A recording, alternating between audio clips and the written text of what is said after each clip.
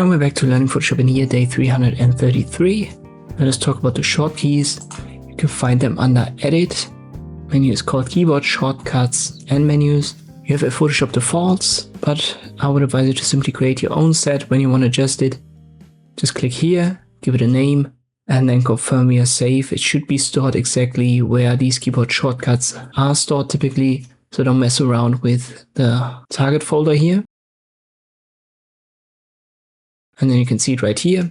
And let me switch to the tools. The Move tool has the shortkey V. Let me change that to a B. And then I press Enter. And this will now be our new shortkey. And as I've done that under a new set, you can simply go back to the Photoshop defaults.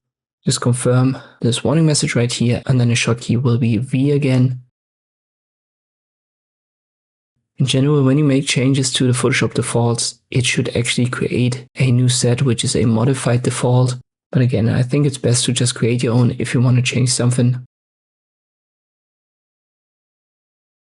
Generally, this menu is best seen as a library of shortkeys, so you can use that and then check what certain functions or tools have as a shortkey.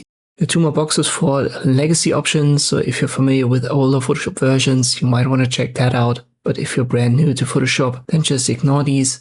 Again, use the Photoshop defaults. And again, if you want to make changes, it's best to create your own set. I hope this video was helpful. Thanks for watching, and I'll see you next time.